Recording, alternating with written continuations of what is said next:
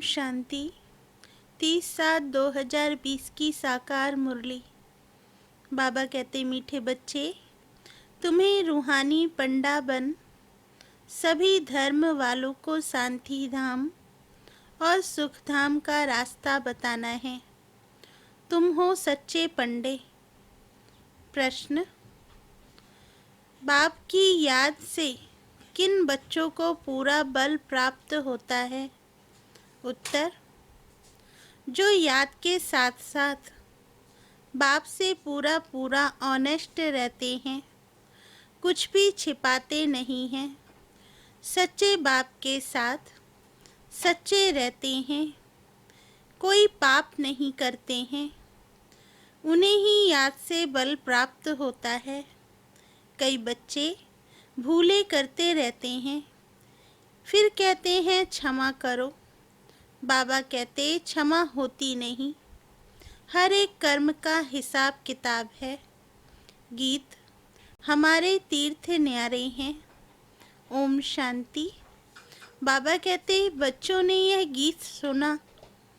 बच्चों के नॉलेज की पॉइंट्स देखने के लिए कैसे अर्थ करते हैं, तो ऐसे ऐसे गीत निकाल फिर एक एक से अर्थ कराना चाहिए, क्योंकि इन गीतों को भी करेक्ट किया जाता है ना। बाबा ने समझाया है, कई ऐसे अच्छे गीत हैं जो कभी कोई फिक्रात में बैठा हो तो यह गीत खुशी में लाने में बहुत मदद करेंगे। ये बहुत काम की चीज़ है। गीत सुनने से झट स्मृति आ जाएगी। तुम बच्चे जानते हो, बरोबर हम इस धरती के लकी स्टार्स हैं। हमारे यह तीर्थ भक्ति मार्ग वालों से बिल्कुल न्यारे हैं। तुम हो पांडव सेना। उन तीर्थों पर होती है पंडों की सेना। हर एक ग्रुप का अलग अलग पंडा होता है जो ले जाते हैं। उनके पास चौपड़े होते हैं। पूछते हैं किस कुल के हो, हर एक अपने कुल वालों को ही लेंगे। कितने पंडे लेकर जाते हैं। तुम भी रूहानी पंडे हो। तुम्हारा नाम ही है पांडव सेना। पांडव की राजधानी नहीं है, पांडव पंडे को कहा जाता है। बाप भी बेहद का पंडा है। गाइड को पंडा कहेंगे। पंडे ले जाते हैं तीर्थों पर। पुजारी लोग जानते हैं ये पंडे यात्रियों को ले आए हैं। ज्ञान मार्ग में भी तुम पंडे बनते हो। इसमें कहाँ ले जाने की बात नहीं है। घर बैठे बैठे भी तुम किसको रास्ता बताते हो, फिर जिसको बताते हो वह भी पंडा बन जाते हैं। एक दो को रास्ता बताना है। मन मना भव। तुम्हारे में भी बहुत होंगे जिन्होंने तीर्थ किए होंगे। बुद्धि में आता होगा बद्रीनाथ अमरनाथ कैसे जाना होता है। पंडे लोग भी जानते हैं। तुम हो रूहानी पंडे। यह तुम भूलो मत कि हम पुरुषोत्तम संगम युगी हैं। तुम बच्चों को एक ही बात बुद्धि में है कि हम मुक्ति जीवन मुक्ति के पंडे हैं। ऐसे नहीं, स्वर्ग के कोई अलग पंडे हैं, मुक्ति के अलग हैं। तुमको ये निश्चय है हम मुक्ति धाम में जाकर फिर नई दुनिया में आएंगे। तुम नंबरवार पुरुषार्थ अनुसार पंडे हो। पंडे भी अनेक प्रकार के होते हैं। तुम फर्स्ट क्लास पंडे हो। सबको पवित्रता का ही रास्ता बताते हो। सबको पवित्र रहना है। दृष्टि बदल जाती है। तुमने प्रतिज्ञा की है कि हम सिवाय एक के और कोई को याद नहीं करेंगे। बाबा हम आपको ही याद करेंगे। आपका बनने से हमारा बेड़ा पार होता है। भविष्य में तो सुख ही सुख है। बाप हमको सुख के संबंध में ले जाते हैं। यहाँ तो दुख ही दुख है।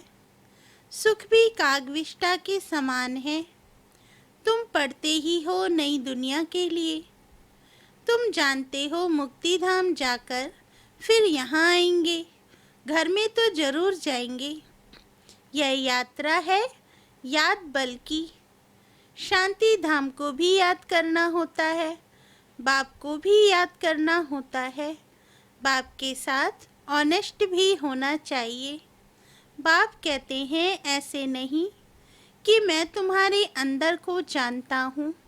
नहीं, तुम जो एक्ट करते हो उस पर बाबा समझाते हैं, पुरुषार्थ कराते हैं।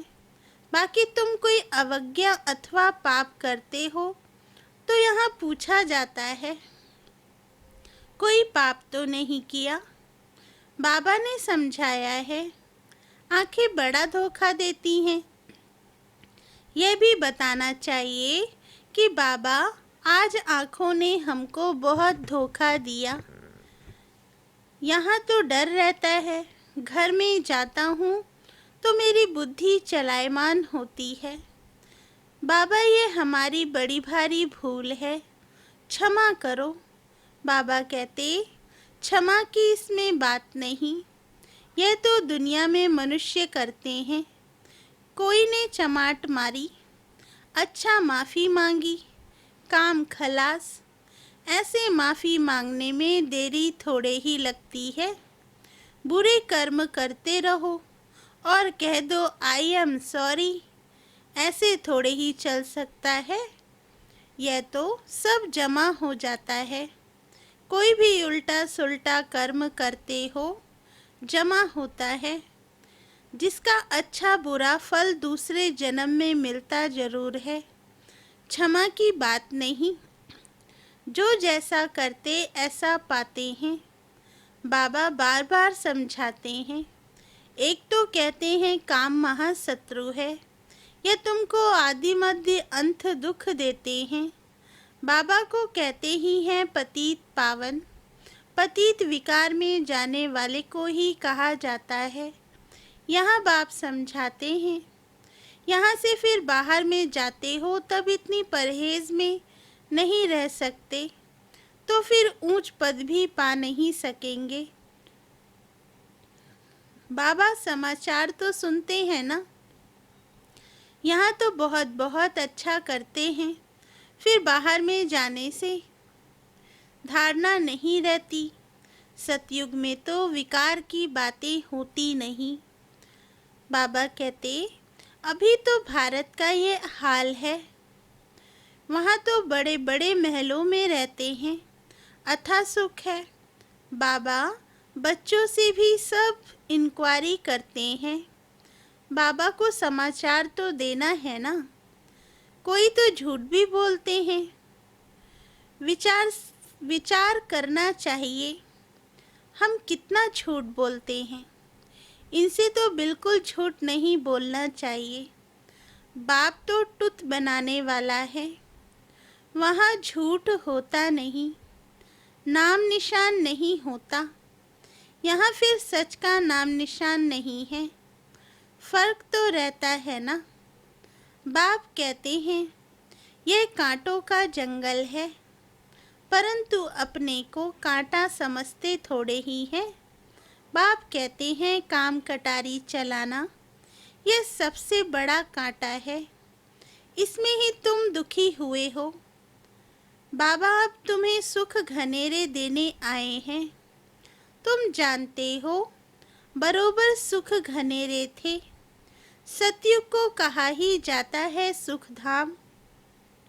वहाँ बीमारियाँ आदि होती नहीं, हॉस्पिटल जेल आदि होते नहीं। सतयुग में दुख का नाम नहीं।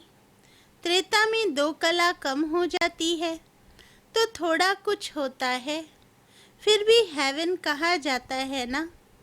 बाप कहते हैं तुम बच्चों को अतः अतीन्द्रिय सुख में रहना चाहिए। पढ़ाने वाले को भी याद करना है। भगवान हमारा टीचर है। टीचर को तो सब याद करते हैं। यहाँ रहने वाले बच्चों के लिए तो बहुत सहज है। यहाँ कोई बंधन तो है नहीं, बिल्कुल ही बंधन मुक्त है। शुरू में भट्टी बनी तो बंधन मुक्त हो गए। ओना फुरना सिर्फ सर्विस का ही है। सर्विस कैसे बढ़ाएं? बाबा बहुत समझाते रहते हैं। बाबा के पास आते हैं, मास डेढ़ बहुत उमंग रहता है, फिर देखो ठंडे पड़ जाते हैं, आते ही नहीं सेंटर्स पर। अच्छा फिर क्या करना चाहिए? लिखकर पूछ सकते हो, क्यों नहीं आते हो? हम समझते हैं शायद माया ने तुम पर वार किया है, या किसके संग में फंसे हो, या कोई विकर्म किया है, गिर पड़े हो। फिर भी उठाना तो चाहिए ना, पुरुषार्थ करना चाहिए, दिल लेनी होती है। तुम चिट्ठी लिख सकते हो। बहुतों को लज्जा आती है तो फिर फां हो जाते हैं। यहाँ से भी होकर जाते हैं, फिर समाचार आता है कि घर में बैठ गया, कहता है मेरी दिल हट गई है। कोई चिट्ठी में भी लिखते हैं, आपका ज्ञान तो बहुत अच्छा है, परंतु हम पवित्र रह नहीं सकते, इसलिए छोड़ दिया। मेरे में इतनी ताकत नहीं, सिर्फ लिख देते हैं। विकार देखो कैसे गिरा देते हैं। यहाँ हाथ भी उठाते हैं कि हम सूर्यवंशी नर से नारायण बनेंगे। ये नॉलेज ही है, नर से नारायण, नारी से लक्ष्मी बनने की। बाबा कहते हैं गुड़ जाने, गुड़ की गोथरी जाने। ये बाबा की बैग गोथरी है ना। ये अच्छी तरह से पूछते हैं। इनके पास समाचार भी आते हैं। वे शिव बाबा तो कहते हैं मैं पढ़ाने आता हूँ, जो पढ़ेंगे लिखेंगे होंगे नवाब। बाप कहते हैं दृष्टि को बहुत बदलना है, कदम कदम पर खबरदारी चाहिए। याद से ही कदम कदम में पदम है। बहुत बच्चे फेल हो जाते हैं, सर्विसेबल पंडे भी फेल हो जाते हैं। तुम जब तक यात्रा पर हो, पवित्र रहते हो। कोई तो यात्रा पर भी ऐसे शौकीन जाते हैं जो शराब आदि भी अपने साथ वहाँ ले जाते हैं, छिपा कर रख देते हैं। बड़े बड़े आदमी इसके बगैर रह नहीं सकते। अभी वे तीर्थ क्या काम के रहेंगे। लड़ाई वाले भी बहुत शराब पीते हैं। शराब पी जाकर एरोप्लेन सहित स्टीमर के ऊपर गिरते हैं। स्टीमर भी खत्म तो खुद भी खत्म। बाबा कहते अभी तुमको मिलता है ज्ञान अमृत, बाकी याद की है मुख्य बात, जिससे ही तुम 21 जन्म के लिए एवर हेल्दी एवर वेल्दी बनते हो। बाबा ने कहा था यह भी लिख दो 21 जन्म के लिए एवर हेल्दी वेल्दी कैसे बन सकते हो, आकर समझो। भारतवासी जानते हैं बरोबर भारत में बड़ी आयु थी। स्वर्ग में कभी कोई बीमार नहीं होते। स्वर्ग में देवी देवताओं की आयु 150 वर्ष की थी। 16 कला संपूर्ण थे। कहते हैं ये कैसे हो सकता? बोलो, वहाँ 5 विकार होते ही नहीं। वहाँ भी अगर यह विकार होते तो फिर राम राज्य कैसे होता? देवताएं जब वाम मार्ग में जाते हैं, वह भी चित्र तुमने देखे हैं, बड़े गंदे चित्र होते हैं। यह बाबा कहते हैं हमने जो देखा है वह बतलाते हैं। शिव बाबा कहते हैं मैं तो सिर्फ नॉलेज देता हूँ। शिव बाबा ज्ञान की बातें सुनाते, ये अपने अनुभव की बातें सुनाते रहते। दो है ना, ये भी अपना अनुभव बताते रहते हैं। हर एक को अपनी लाइफ का पता है। तुम जानते हो, आधा कल्प से पाप करते आए हैं, वहाँ फिर कोई पाप नहीं करेंगे। यहाँ पावन कोई है नहीं। बाबा कहते, तुम बच्चे जानते हो, अभी रियल भागवत चल रहा है। भगवान बैठ बच्चों को नॉलेज सुनाते हैं। वास्तव में होनी चाहिए एक ही गीता। बाकी शिव बाबा की बायोग्राफी क्या लिखेंगे, ये भी तुम जानते हो। कोई भी किताब आदि कुछ भी रहेगा नहीं, क्योंकि विनाश सामने खड़ा है। फिर ये पुरुषार्थ की नॉलेज भी खत्म हो जाएगी। फिर प्रारब्ध शुरू हो जाती है।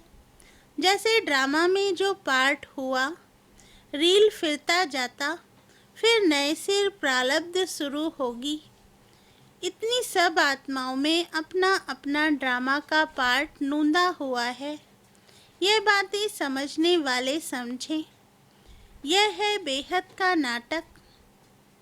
तुम कहेंगे हम तुमको बेहद के नाटक के आदि मध्य अंत का राज बताते हैं। वह है निराकारी दुनिया, यह है साकारी दुनिया। हम तुमको सारा राज समझाते हैं। यह चक्र कैसे फिरता है, जिसको तुम समझाएंगे उनको बड़ा मजा आएगा। ऐसे मत समझो कोई सुनता नहीं है। प्रजा बहुत बननी है, हार्ट फेल नहीं होना है। सर्विस में तुम समझाते रहो। व्यापारियों के पास ग्राहक तो बहुत आते हैं।